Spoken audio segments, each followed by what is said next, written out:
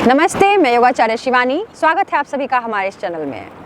आज हम बात करने वाले हैं पंचकोश के बारे में और कैसे हम पंचकोश क्या है और कैसे हम पंचकोश को सही कर सकते हैं, स्वस्थ कर सकते हैं, उसके लिए क्या क्या पुरुषार्थ हम कर सकते हैं। क्या है पंचकोश साधना, व्यवहारिक रूप पंचकोश साधना का, जो हर इंसान अपने जीवन में उतार सकता है। तो सबसे पहले जानते हैं कि पंचकोश क्या है।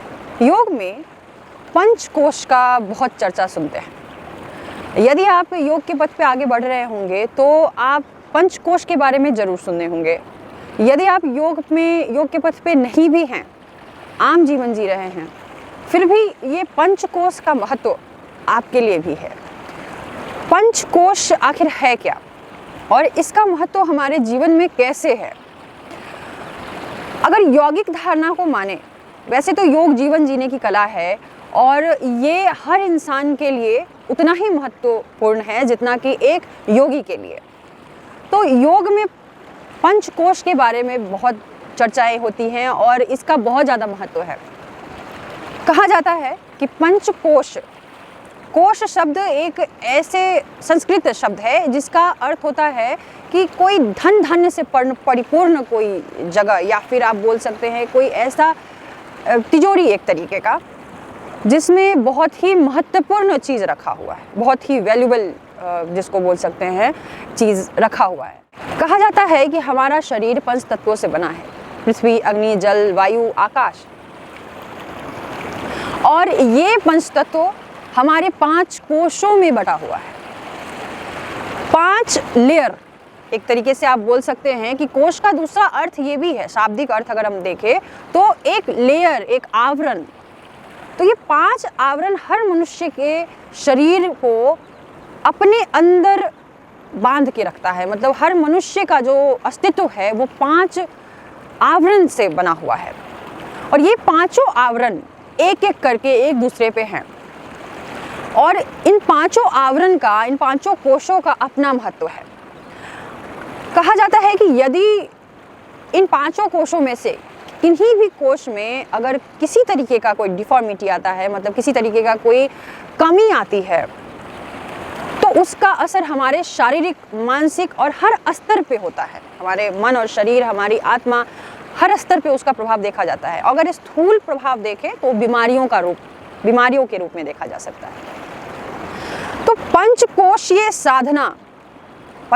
साधना इसका इलाज है। मतलब यदि आप समग्र रूप से स्वस्थ जीवन चाहते हैं, यदि आप समग्र रूप से स्वस्थ होना चाहते हैं, तो आपको 5 कोशों को स्वस्थ रखना पड़ेगा। मतलब 5 आपके जो आवरण है शरीर के, उन 5 कोशों को स्वस्थ रखना पड़ेगा। उनको स्वस्थ बनाए रखने के लिए आपको कुछ साधना करनी चाहिए।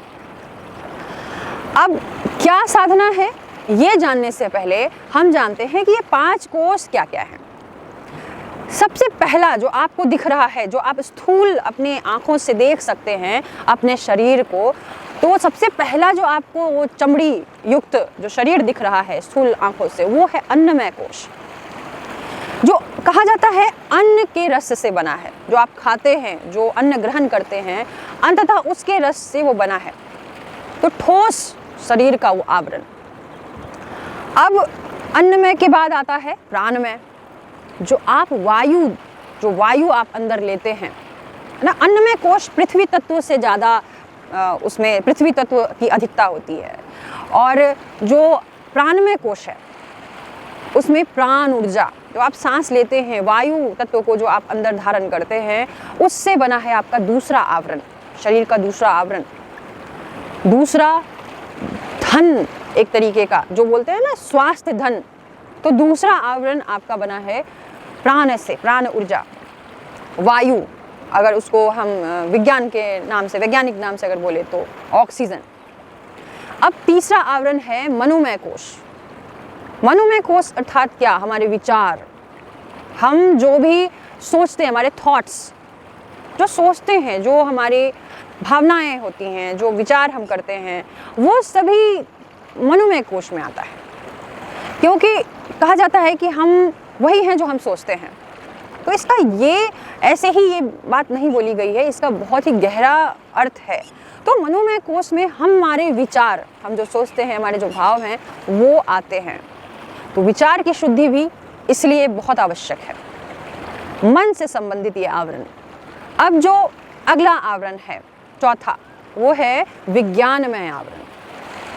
मतलब आपके विचार से ऊपर जो आपका अनकॉन्शियस माइंड है, जो आप विचार आपने किया है और उसके बाद की जो अवस्था है, क्या सही है क्या गलत है, कारण क्या सही है क्या गलत है, आपके जो ये जो डिसाइड करता है, मतलब सत्य असत्य जो बनाता है, सत्य और असत्य के बीच में अंतर, वो भाव शरीर आता है हमारे विज्ञानमय कोश में। विज्ञान मतलब जो विशिष्ट ज्ञान से परिपूर्ण आवरण है, विचारों से भी ऊपर, वही है विज्ञानमय कोश। तो ये चौथा, मतलब कि आप बाहर से अंदर की तरफ जा रहे हैं। ये जो लेयर्स हैं, ये आवरण बाहर से अंदर की तरफ मैं बता रही हूँ। और अब पांचवा कोश जो सबसे अंदर कोर में, आपके अंदर अंतर मन में स्थापित है, इसको बोलते हैं आनंदमय कोश। मतलब कि आप का जो ये कोश है वो आनंद से परिपूर्ण है। मतलब कि स्वतः अवस्था, बोलते हैं ना कि हम सच्चित आनंद हैं। तो ये स्वतः होने वाली अवस्था जो कि नेचुरल हमारा प्राकृतिक स्वभाव है, लेकिन वो अंदर दबा हुआ है। अगर उसके लिए हम कोई साधना नहीं करते, उसको जागृत करने के लिए कोई कार्य नहीं करते, कोई सामर्थ्य उसके लिए नहीं जुटाते हैं, तो वो सुसुप्त अवस्था में रहता है। फिर उसका जो स्वभाव है, प्राकृतिक स्वभाव, वो दबा रहता है। लेकिन है, हर इंसान के अंदर वो सच्चित आनंद वाली अवस्था है। तो सबसे अंतिम जो अंदरूनी आपका आवरण है वो है आनंदमय कोश, परमानंद, जिसके अंदर आनंद के अलावा कुछ नहीं है। स्वतः आपका प्राकृतिक जो नेचुरल जो कैरेक्टरिस्टिक्स है वही। तो ये पांचों आवरण जो शरीर का है, पांचों कोश जो है शरीर का, आप बोले कि मनुष्य का अस्तित्व जो 5 कोश है, ये बहुत ही महत्वपूर्ण है। और सारे कोशों के लिए आपको कुछ ना कुछ हर रोज करना चाहिए।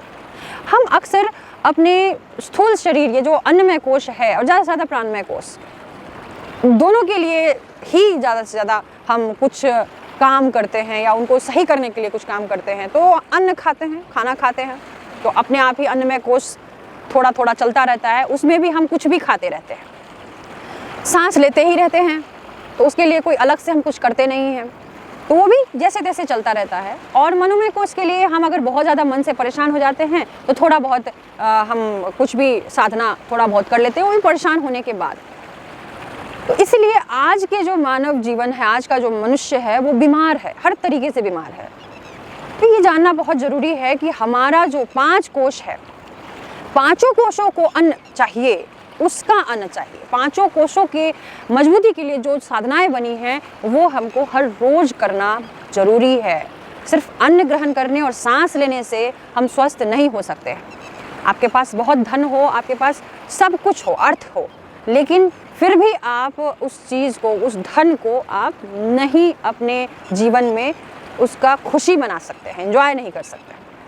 तो आप जानते हैं कि शॉर्ट में, थोड़े ही कम ही समय में जानते हैं कि कैसे हम इसके लिए हर कोश को मजबूत कर सकते हैं, क्या क्या साधनाएं हैं। तो सबसे पहले अन्नमय कोश के लिए बस थोड़ा सा ध्यान ये रखिए कि आप जो खाना खाते हैं, जो अन्न ग्रहण करते हैं, उसमें रस युक्त हो, पाचन शक्ति को बहुत ज़्यादा उसमें एनर्जी ना लगाना पड़े, शक्ति ना लगाना पड़े, ऐसा खाइए। खाना खाइए और वो तुरंत से पच जाए। अब बस ध्यान ये रखिए खाने के बाद आपको भारी भारी सा महसूस ना हो, सिर्फ स्वाद के लिए कुछ भी ना खाएं। थोड़ा सा अपने ऊपर एक आपको बंधन, अपने ऊपर एक आपको स्ट्रिक्टनेस लाना पड़ेगा, थोड़ा सा अपने ऊपर मजबूत बनना पड़ेगा मानसिक रूप से कि हम कुछ भी ना करते रहें, कुछ भी खाते रहे, कुछ भी पीते रहे, ऐसा ना हो। तो बस इतना ध्यान रखें कि आप अगर कुछ हेवी खाना खाते हैं, कुछ भारी खाना खाते हैं, बाहरी जंक फूड खाते हैं, तो उसके बाद सफाई अवश्य करें। और उसके लिए आपको ध्यान ये रखना है कि अच्छे से पानी, जितना प्यास हो उसके अनुसार, अपने शरीर के अनुसार पानी ग्रहण करते रहें। अगर आपको लगता है कि मैंने बहुत गंदा गंदा कुछ बाहर का बहुत ज़्यादा तला भुना खाना खा लिया है, तो नींबू पानी का सेवन करिए। और एक दिन का उपवास रख लीजिए, दिन भर सिर्फ पानी पीजिए या कोई जूस पीजिए, उससे आपकी सारी गंदगी धीरे धीरे करके बाहर आ जाएगा। तो यदि आप खाते हैं तो सफाई भी अच्छे से करिए, ये आपकी जिम्मेदारी है। और फल सब्जियां ये तो आपको खाना ही चाहिए समय समय पर, अगर हर रोज़ उपलब्ध है तो हर रोज़ खाइए। तो छोटा सा ये ध्यान रखने वाली बात है। और रात में आप बहुत ज़्यादा ठूस ठूस के ना खाइए, ध्यान ये रहे कि जितना खाइए वो अच्छे से पहले पच जाए, फिर दूसरी बार खाइए, बीच बीच में थोड़ा थोड़ा नहीं खाइए। तो आहार का ध्यान रखना बहुत ज़रूरी है। अगर आपका अन्नमय कोष सुधरेगा, अच्छा होगा, तभी आप आगे का सोचिएगा, आगे आप ध्यान, आगे के कोषों को ध्यान दे पाइएगा। तो अन्नमय कोष को आपको ध्यान रखना है। अब दूसरी बात जो प्राणमय कोष है, तो जब सांस आप लेते हैं, सांस जो लेते हैं उसके लिए, और हाँ एक और बात, अन्नमय कोष की साधना के लिए आपको थोड़ा अपने शरीर को मूवमेंट भी देना चाहिए। मतलब कि आप एक्सरसाइज कर सकते हैं, योगासन कर सकते हैं। उसके लिए आपको बहुत ज़्यादा मेहनत की ज़रूरत नहीं है। आप 5 मिनट निकालिए और कुछ भी, थोड़ा सूर्य नमस्कार या थोड़ा ट्विस्टिंग बेंडिंग, जो भी आपको आसान लगता है बैठे बैठे कर सकते हैं, बैठे बैठे भी कर सकते हैं। तो आप हमारे चैनल में जाके देख सकते हैं, बहुत ही आसान आसन भी है जो आप 5 मिनट में कर सकते हैं, कहीं भी कर सकते हैं। चेयर योगा है या फिर ऑफिस योगा, ऑफिस में बैठे बैठे भी कर सकते हैं। तो मूवमेंट शरीर को देना आवश्यक है।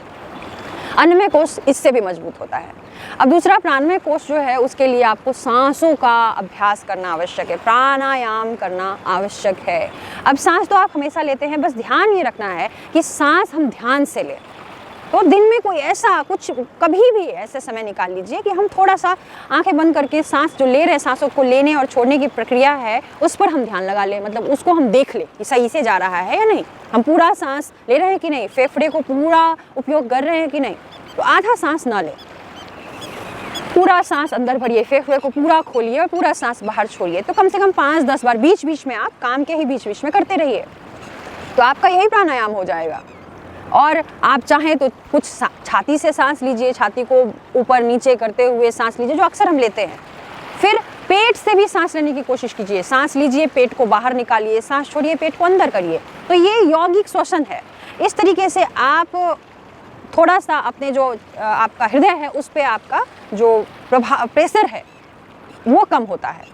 तो पेट और छाती दोनों से सांस लेने की कोशिश कीजिए। कुछ नहीं करना है, बस सांस लेना है और छोड़ना है उसको ध्यान से। तो दिन में आप कभी भी, कहीं भी, किचन में हैं, ऑफिस में, कहीं भी 5 मिनट निकाल के आप इसको कर सकते हैं। फिर मनोमय कोष, उसके लिए आप ध्यान कर सकते हैं। ध्यान बहुत बड़ी चीज़ नहीं है, आप प्रेजेंट में ले आना, मतलब माइंडफुल हो जाना, जहाँ है, जिस अवस्था में है वहीं पे आप पूरा ध्यान, पूरा आपका एकाग्रता हो तो वो ध्यान हो जाता है। तो कुछ देर बस या तो आप अपने सांसों पे ध्यान कर सकते हैं, या आप जो सांस ले रहे हैं, छोड़ रहे हैं, उस पर आप मन को एकाग्र करें। कोई भी एक बिंदु को पकड़िए और उसको लगातार उस पर अपने विचारों को केंद्रित करने की कोशिश कीजिए। सामने आँख खोल के भी कर सकते हैं, ये कभी भी कर सकते हैं। आप किसी भी बिंदु को सामने लगातार देखिए, कोई भी वस्तु को सामने लगातार देखिए और बस उसी के बारे में सोचिए। पास्ट, फ्यूचर, उसके बारे में नहीं सोचना है, वर्तमान में सिर्फ रहने का प्रयास करेंगे। तो ये आपका एक तरीके से ध्यान हो जाएगा। तो आप शुरुआत इस तरीके से कर सकते हैं। फिर आप आगे बढ़ेंगे, मनोमय कोष के बाद विज्ञानमय कोष, उसके लिए स्वाध्याय की जरूरत है। आप पहले तो शुरुआत कर सकते हैं अच्छी पुस्तकों का अध्ययन करके। तो अपने कारण शरीर, अपने भाव शरीर को अगर सही करना है तो उसके लिए आपको क्या करना है, सबसे पहले शुरुआत करना है सकारात्मक पुस्तकों का अध्ययन, सकारात्मक लोगों की संगति, वहाँ से जो भी ज्ञान है, सकारात्मक ज्ञान, जो अच्छे ज्ञान है, जो आपको ऊपर उठाता है, मतलब कि आपको समृद्ध बनाता है, जो आपको परिपूर्ण बनाता है, ऐसे ज्ञान को अर्जन करना किसी भी स्रोत से, और उस पर विश्लेषण करना कि कैसे मैं उसको अपने जीवन में उतार सकता हूँ, और यदि उतारता हूँ तो क्या क्या संभावनाएं होंगी। तो शुरुआत अच्छी पुस्तकों का अध्ययन का, ग्रंथ का अध्ययन का, जो भी आपको, जिसमें भी आस्था है। और उसके बाद अपने स्वयं का अध्ययन, जो आपने ज्ञान ग्रहण किया है विभिन्न स्रोतों से, उसको अपने पर विश्लेषण करना, उसको अपने आप पे उतारना, और अब फिर देखना कि मेरे अंदर किस चीज़ की कमी है, मैं उस चीज़ को कैसे ठीक कर सकता हूँ। तो अपना पूरा ध्यान खुद पे रखना और खुद को हमेशा ठीक करने, मतलब कि हमेशा जो कंस्ट्रक्शन प्रोसेस है खुद का, वो रिनोवेशन प्रोसेस है, वो चलता रहे, सेल्फ इवेल्युएशन का प्रोसेस चलता रहे। तो इसके लिए आप डायरी एंट्री कर सकते हैं, जो आप लिख सकते हैं, लेखन कर सकते हैं, जो भी मन में आए उसको लिखिए, उसका विश्लेषण करिए।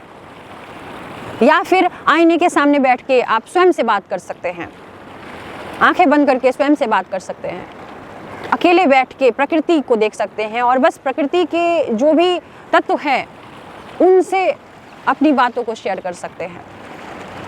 तो सेल्फ टॉक जिसको आजकल लोग बोलते हैं, ये हमेशा चलता रहना चाहिए। और अगर कोई गलती होती है तो उसके लिए खुद को गिल्ट फील नहीं करवाना, उसके लिए खुद को ताना नहीं देना, बुरा नहीं बोलना।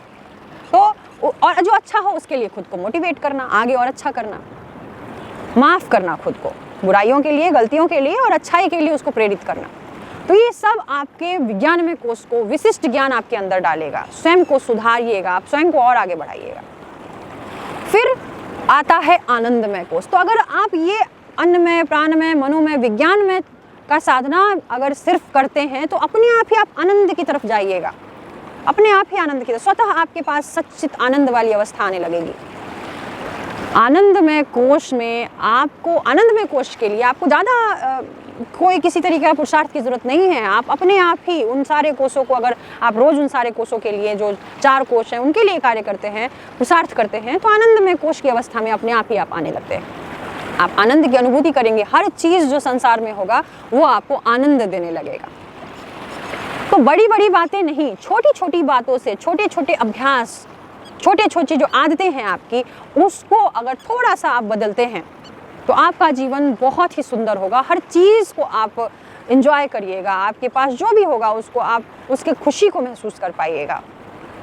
तो ये जो पंचकोशीय साधना है उसका व्यवहारिक रूप मैंने बताया, और भी बहुत सारे जो साधनाएं हैं, बहुत हायर लेवल की जो बातें हैं, वो मैंने इस वीडियो में नहीं बताया है। मैंने इस वीडियो में वही चीज़ें बताई हैं जो आम आदमी भी अपने जीवन में उतार सकता है। उसके लिए उसको योगी, सन्यासी बनने की ज़रूरत नहीं है।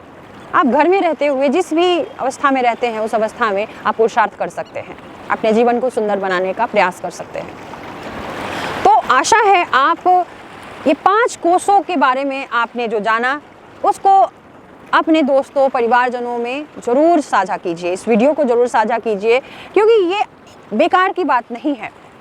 हमारा जीवन का स्तर बहुत कमज़ोर और बहुत बेकार होता जा रहा है, और उसका कारण यही है कि हम जानते नहीं हैं कि असल में हम क्या हैं, हमारे अंदर क्या क्या पोटेंशियलिटी है, हमारे अंदर क्या संभावनाएं हैं। तो अपने परिवारजनों, दोस्तों में ज़रूर इन बातों को साझा कीजिए, और ख़ासकर छोटे छोटे बच्चों को ज़रूर बताइए, क्योंकि अगर बचपन से ही इन सारी चीज़ों का ज्ञान होगा तो वो गलत व्यवहार या गलत जो अपनी आदतें हैं उनको सुधारने का प्रयास करेंगे।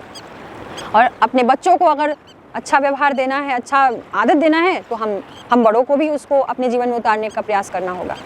तो हर इंसान के लिए ये आवश्यक है। इसे साझा कीजिए, हमारे YouTube चैनल को सब्सक्राइब कीजिए। और भी बहुत सारे अभ्यास हैं, और भी बहुत सारे ज्ञान की बातें आएंगी, और पहले भी दी गई हैं हमारे पिछले वीडियोज़ में, उसको भी देखिए। हमारे चैनल को सब्सक्राइब कीजिए, और आने वाले वीडियोज़ के लिए आप आइकन जो है, बेल आइकन है, उसको भी दबा दीजिए, ताकि आपको नोटिफिकेशन मिलता रहे। हमारे साथ ऐसे जुड़े रहिए। स्वस्थ रहें, मस्त रहें, व्यस्त रहें। हम मिलते हैं अगली वीडियो में। आपका दिन शुभ हो। नमस्ते।